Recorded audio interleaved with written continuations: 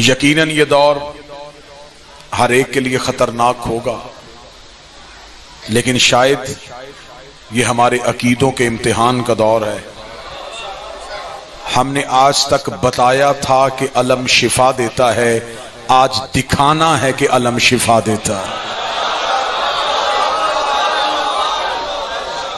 ہم آج تک اپنی مجلسوں میں یہ بتاتے رہے ہیں کہ حسین ابن علی کے گھر میں آؤ، یہاں سے فطرس کو پر ملتے ہیں۔ تو جو لوگوں کو بتاتے رہے آج انہیں دکھانا ہے کہ حسین کے صرف نام میں شفا نہیں، حسین کی شہر کی خاک میں بھی شفا ہے۔ کچھ لوگ سمجھتے ہیں یہ بیماری ہے، کچھ لوگ سمجھتے ہیں یہ عذاب ہے۔ اگر بیماری ہے تو دارالشفا یہ ہے، اگر یہ بیماری ہے تو شفا اسی گھر سے ملتی ہے۔ ایک شخص نے آ کے میرے امام سے کہا میرے مالک مجھے ایک بیماری ہے، فرمایا ہمارے ذکر میں بیٹھا کرو۔ اس نے کہا مالک میں ذکر میں بیٹھوں گا ضرور، لیکن بیماری کا حل مجھے علاج کی صورت میں بتائیں۔ ممبر مظلوم کربلا میں کھڑا ہوں، امام کی آواز ہے ذکر و نہ شفا، ہمارے ذکر میں بیٹھ کے سانسیں لے یہ بھی شفا ہے۔ اگر یہ بیماری ہے تو یقیناً شفا کا گھر بھی یہی ہے۔ تو اگر یہ اللہ کا عذاب ہے، کچھ مولوی کہتے ہیں یہ عذاب پروردگار ہے، تو پھر مولویوں سے میں سوال کروں گا کہ قرآن کھولو، قرآن سے پوچھو کہ جب عذاب آتا ہے تو پھر بندے بچتے کیسے ہیں؟ نوح کے دور میں جب عذاب آیا تھا تو بندے گھروں میں بیٹھ کے نہیں بچے تھے، نوح کے سفینے میں بیٹھ کے بچے تھے۔ جو نوح کی کشتی میں بیٹھ گیا تھا وہ بچ گیا تھا، جو نوح کے سفینے میں آ گیا تھا وہ پار چلا گیا تھا۔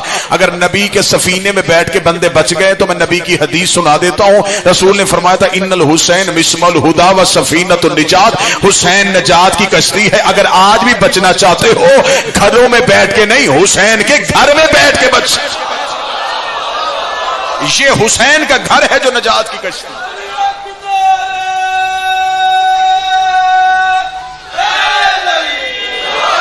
واحد گھر حسین ابن علی کا گھر، عزت دار چہرے بیٹھے۔ نوح کے دور میں جو بندے کشتی میں بیٹھے، حضرت نوح نے عمل دیکھ کے نہیں عقیدے دیکھ کے بٹھائے تھے۔ میں کون کون سی مخلوق بتاؤں جو نوح کی کشتی کی سواریاں تھیں؟ جتنی مخلوقات آج دنیا میں موجود ہیں یہ نوح کی کشتی کی سواریاں ہیں۔ اگر یہ نوح کی کشتی میں نہ بیٹھتے آج ان کی نسلیں نہ ہوتی۔ زمیندار طبقہ بیٹھا میں خطرناک سواری پڑھوں، خنزیر اور خنزیر نہیں، یہ جوڑا نوح کی کشتی کی سواری ہے۔ اگر یہ نوح کی کشتی میں نہ بیٹھتے آج ان کی نسلیں نہ ہوتی۔ یہ نوح کی کشتی میں بیٹھے ہیں۔ اگر آپ کتابیں اٹھا کے دیکھیں تو جب اللہ کے نبی نے آواز دی تھی تو خنزیرنی نے خنزیر سے کہا بلا رہا ہے نبی ہمیں جانا چاہیے۔ اسے کہا ہم نجسلین ہیں، ہم ناپاک ہے، وہ اللہ کا نبی ہے، وہ بٹھائے گا یا نہیں بٹھائے گا؟ اسے کہا وہ بٹھائے نہ بٹھائے ہمیں جانا چاہیے، ہم نہ گئے۔ کل بندے کہے تھے خنزیر تھے، نبی بلاتا رہا آئے ہی نہیں۔ بولو جس کے دل میں علی ولی اللہ، کل کو لوگ کہیں گے خنزیر تھے، نبی کے بلانے پہ آئے نہیں، نبی کے کہنے پہ چلے گئے بچ گئے۔ خطرناک خطرناک عقیدہ پڑھنے لگا ہوں۔ خنزیر چلا گیا بچ گیا، بیٹا اتر گیا مر گیا۔ ایک طرف نوح کا بیٹا رکھو، دوسری طرف خنزیر، خنزیر بچ گیا، نوح کا بیٹا ڈوب گیا۔ اور نوح کا بیٹا کیوں ڈوبا تھا؟ اسے یہ نہیں کہا تھا کہ نوح میرا باپ نہیں ہے، اسے کہا نوح میرا ولی نہیں ہے، میں نوح کے اختیار کو مانتا ہی نہیں ہوں۔ نوح نے سفارش کی، آواز پروردگار آئی، نوح سفارش نہ کرنا، میں نے تیرے شجرے سے نکال دیا ہے، اس لیے کہ اس نے تیری اختیار کا انکار کر دیا ہے۔ نوح کا بیٹا نوح کی ولایت کا منکر ہو، اللہ شجرے سے نکال دیتا ہے۔ آج کوئی سید علی ولی اللہ کا منکر ہو، اللہ اسے بھی شجرے سے نکال۔ سید بھی وہی ہے جو علی کی ولایت کا کام۔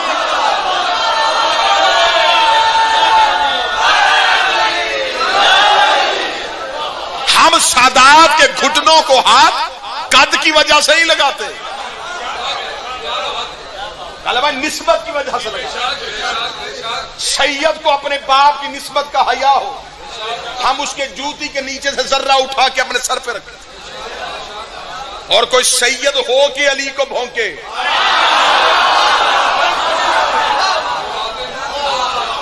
پھر وہ امی کی طرف سے تو بیٹا ہو سکتا ہے۔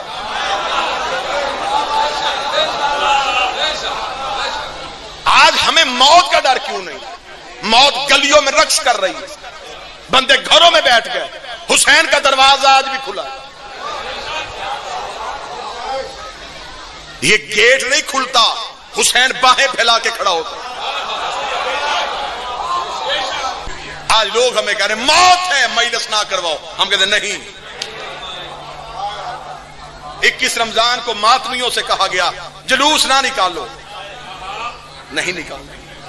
یہ ہر دور کی حکومت کو پتا کہ یہ شیعہ ان کے پاس جو نہیں ہے نا، یہ کبھی بھی ہاں میں نہیں بدلے۔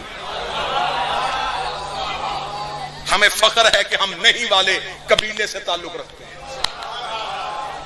ہاں کہنا بڑا آسان ہے۔ ابھی آپ کو بتا دوں کہ ہاں آسان اور نہیں مشکل کیوں۔ آج یہی بازار میں کھڑے ہو کے کسی بندے سے پوچھو مولا علی کو مانتے؟ ہاں جی مانتا ہوں۔ مولا حسن کو؟ ہاں جی مانتا ہوں۔ کوئی نہیں کہے گا نہیں مانتا، سارے کہیں گے ہاں۔ شیعہ قوم کے اس بچے کو اٹھا کے باہر کھڑا کرو، یزید کو مانتا ہو؟ نہیں مانتا۔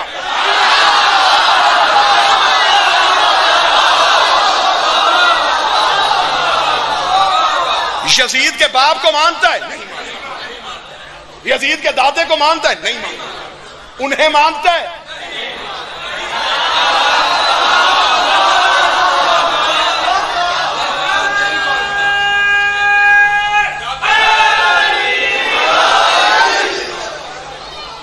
یہ ہے ہماری مذہب کی دلیل کہ ہمارا قبیلہ نہیں والا قبیلہ۔ ہماری نہیں سے ڈرو، جیسے بھی حالات ہوئے ہم نے حکومت کا ساتھ دیا، لیکن ہم نے ملک کے حالات کے لیے عزاداری پہ سمجھوتا کیا۔ لیکن یہ نہیں ہو سکتا کہ یہ عزاداری حسین کسی پلاننگ کے حصے کے تحت روک دی جائے۔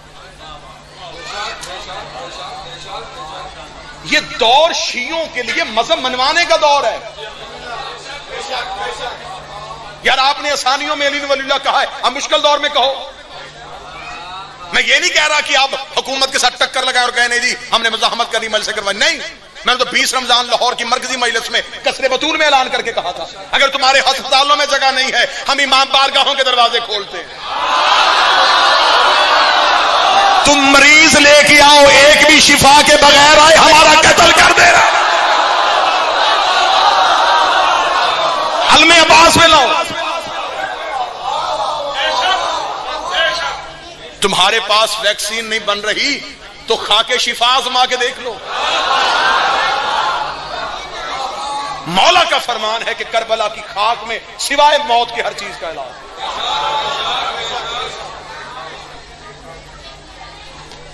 میرے 8ویں بادشاہ جس جگہ پہ مجلس ہوتی تھی بیٹھنے سے پہلے کلیم کو چومتے، اٹھنے سے پہلے چومتے۔ 8ویں امام، ایک صحابی نے کہا مولا یہ کلیم کیوں چومتے ہیں؟ فرمایا یہاں فرشتے پر لگا کے شفا لے کے جاتے ہیں۔ یہ بالکل آج وہی دور ہے کہ وہ 40 اندھے جب علی کے دربار میں آئے، قبر علی پہ کھڑے رو رہے تھے۔ نادر بادشاہ نے کہا تھا کیوں رو رہے ہو؟ انہوں نے کہا آنکھیں لینے آئے تھے، آنکھیں نہیں ملی۔ اس نے کہا میں جا رہا ہوں سلام کرنے بادشاہ کا، واپسی پہ آنکھیں نہ ہوئی میں سر تن سے جدا کر دوں گا۔ اب جو ہی وہ اندر گیا وہ چیخیں مار مار کے روئے یا علی اب تو آنکھیں دے دے، اب تو وہ بادشاہ قتل کر دے گا۔ واپس آئے 40 کے 40 اس کے کھڑے ہو گئے، ہمیں آنکھیں مل گئی۔ اس نے کہا مانگنا تمہیں نہیں آتا، بدنام میرے مولا کو کر رہے۔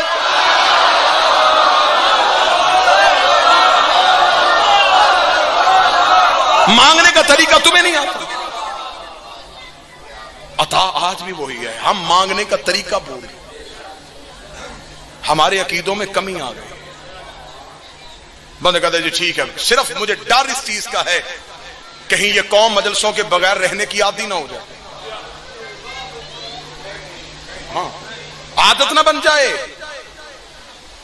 یہ دور مشکل ہے جب ہم نے اپنا عقیدہ منوانا ہے۔ لوگوں کے پاس مسیحا کوئی نہیں ہے، تم تو کمبر سے بھی مانگو تو شفا مل جائے۔ یہ دور ہے جب ہم نے امام بارگاہوں کے دروازے کھول لیں کہ آؤ ہم تمہیں ہر مرض کا شفا ڈھونڈ کے دیں. بدبخت ہیں وہ جنہوں نے اللہ کا گھر بند کر دیا. گندے عقیدے تھے جنہوں نے روزہ رسول کی جالیوں پہ سپرے کیا. غلط کیا کربلا میں حسین کے حرم کو بند کر کے. تم نے 8ویں بادشاہ کا صحن و شفا کیوں بند کر دیا؟ یہاں تو مردوں کو بھی باندھا گیا تو وہ زندگی لے کے گئے تھے. ہمارے پاس اس ذکر سے بڑی کوئی بخشش کی جگہ نہیں. کہیں سے جواب مل جائے تو ہم علم عباس پہ آ جاتے. یہ میری بہنیں بیٹیاں سن رہی ہیں. کسی بہن کا بھائی مشکل پہ ہو, کسی بیٹی کا ماں مشکل پہ, وہ سیدھی علم عباس پہ جاتی. جا کے وہ ایک دفعہ کہتی ہے غازی میرا بھائی مشکل میں. اسے یقین ہوتا ہے کہ غازی میرے بھائی کی مشکل ٹال دے گا. سر پہ قرآن رکھ کے بتاؤ آج ہماری بہنوں کو عباس پہ اتنا مان ہے, عباس کی اپنی بہنوں کو عباس پہ کتنا مان. انشاءاللہ بشرط زندگی و صحت 25 رجب بھائی شہباز کے پاس, اور انشاءاللہ یہ مجلس سالانہ جب تک میری زندگی باقی ہے مالک کے حضور حاضری بھی دیتا رہوں گا, نوکری بھی دیتا رہوں. بادشاہ حسین تمام علی ولی اللہ پڑھنے والوں کو زندگی دے. چاچا ارشاد مالک آپ کو صحت والی زندگی عطا فرمائے. حسین کی ہے شبیہ ذوالجناح کی برآمد. رائے امجد حسین علیل ہیں, ذکر کا معجزہ میرا مالک انہیں آج رات شفا عطا فرمائے. حسین کے سواری کی شبیہ کی برآمدگی. کبھی بھی یہ انتظار نہ کیا کرو کہ ذوالجناح ہمارے قریب آئے تو سلام کرے. ذوالجناح کو قریب آنے بلکہ اس کی طرف دوڑ کے جایا کرو, اور یہ سوچ کے جایا کرو یہ خالی گھوڑا نہیں آ رہا, اس میں بیٹھ کے زہرا کا لال آ رہا. آج بھی مجلسوں میں صرف ذوالجناح نہیں آتا, ذوالجناح پہ وہ بھی بیٹھا ہے جس کی 13 ضربے 70 قدم پہ بہن نے دیکھی. آنکھیں چھلک پڑی ہیں تو میں دعا کرنے لگا ہوں, مل کے آمین دل سے کہنا میرا مولا حسین تجھے تیری بیٹی کی یتیمی کا واسطہ, اگر ہم سے کوئی غلطی ہوئی ہے تو ہمیں معاف کر. ہم سے ہر چیز چھین لینا, ہم سے اپنی عزاداری واپس نہ لینا. مولا ہم ہر چیز کے بغیر رہ سکتے ہیں, ہم تیرے ماتم کے بغیر نہیں رہ سکتے. مولا ہو سکتا ہے ہم سے کفران نعمت ہے, یقیناً ہو گئی ہوگی میرے مالک, ہم نے عزاداری کو ہلکا سمجھ لیا ہوگا, لیکن اب پتا چلا ہے کہ تجھے رونا ہمارے لیے کتنا ضروری ہے. 3 مہینے تجھے نہیں رویا تو اب ہم اپنے غموں میں رو رہے ہیں. جب ہم حسین کو روتے تھے تب ہم خود پہ نہیں روتے تھے. میرا مالک ہم سے اپنے آنسو واپس نہ لینا. شہادت مکمل پڑھوں تو وقت طویل ہو جائے, بالکل قریب سے ایک روایت پڑھوں. یہ روایت اگر برداشت کر سکو تو 2 لمحے آگے پڑھوں گا, ورنہ اگر برداشت نہ ہو تو یہیں پہ میں بھائی کو اشارہ کروں گا, اسی روایت میں شبیہ ذوالجناح آ جائے. کل بھائی ایک جملہ پڑھنے لگا. قدیم ذاکرین کو سننے والے سب قدیم ذاکر ایک جملہ پڑھا کرتے تھے. میں نے بھی زمانہ طالب علم میں وہ جملہ پڑھا سنا, کمبر صاحب سے سنا, خادم شاہ جی پڑھتے ہوتے کہ حسین وہ غریب ہے جہاں گرا ہے وہاں دفن نہیں.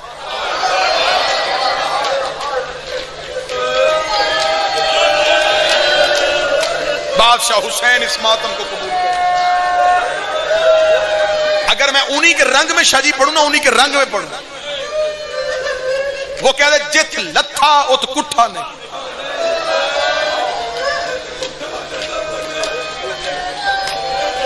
جت کٹھا ات دفن نہیں ہو. میں سمجھتا تھا یہ بزرگوں کی بنائی ہوئی بات ہے کہ حسین ابن علی جہاں گرا ہے وہاں دفن نہیں, جہاں دفن ہے وہاں ذبح نہیں ہوا. میں بھی یہی سمجھتا تھا. یہ ذاکری روایت 2009 میں پہلی دفعہ کربلا گیا.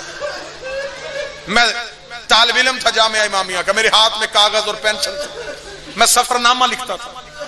جب ہم کربلا پہنچے تو جو زائر بیٹھے میری گواہی دے, امام حسین علیہ السلام کے حرم میں جو باب سدرہ ہے, اس کے سامنے جو بازار اسے شہرائے سدرہ کہتے ہیں. شہرائے سدرہ سے سیدھا جائے تو آگے نہر القمہ ہے جسے نہر فرات کہتے ہیں. اس کے قریب ہے کہ مسجد جسے کہتے ہیں مسجد صاحب الزمان.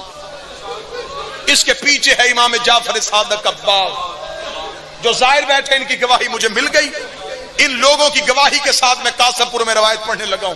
اتنے عزاداروں نے میری گواہی دے دی.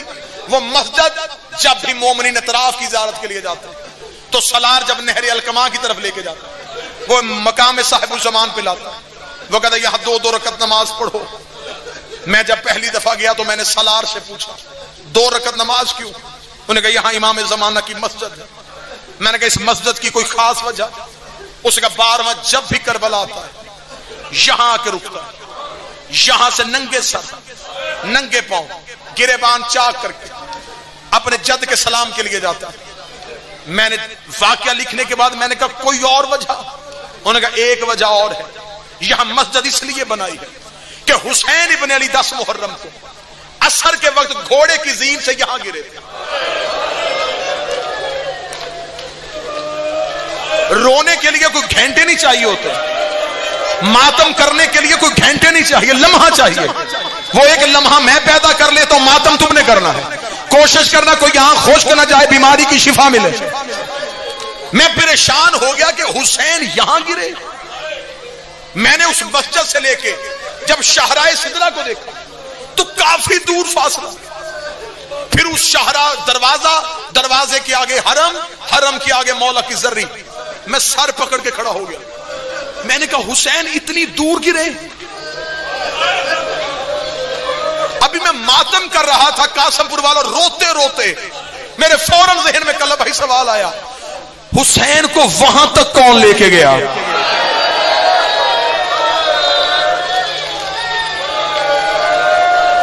یہ جملہ سوچتا میں وہاں سے اٹھا. جتنی دیر میں مولا کے حرم کی طرف گیا میں روتا گیا, رو کے کبھی شاہراہ سدرہ کو دیکھتا, کبھی مقام صاحب الزمان کو دیکھتا اور سوال کرتا مولا گرا وہاں تھا, دفن یہاں کیسے ہوا؟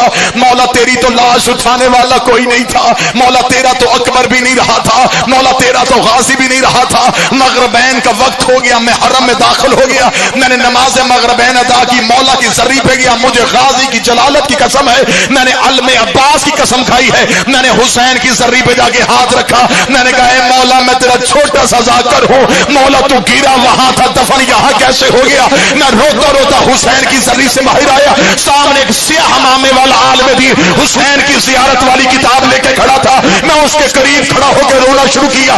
اس نے مجھ سے پوچھا پاکستان سے آیا ہے؟ میں نے کہا پاکستان سے آیا ہوں. اس نے کوئی سوال پوچھنا ہے؟ میں نے کہا آپ اردو سمجھتے ہیں؟ اس نے کہا میرا تعلق ہندوستان سے ہے. میں نے کہا میرا سوال ہے, میں حسین کا ذاکر ہوں. حسین گرے وہاں تھے, دفن یہاں کیسے ہوئے؟ غلط پڑھو بی بی کا مجرم بنو. اس عالم دین نے امامہ اتارا, میرا ہاتھ پکڑ کے حسین کی زری پہ لایا. حسین کی زری پہ ہاتھ رکھا, مجھے غریب کی قسم ہے جب حسین گھوڑے سے گرا شمر نے حسین کی زلفوں میں ہاتھ ڈالا. یہ حسین کو لے کے زینب کے خیمے کے سامنے آیا.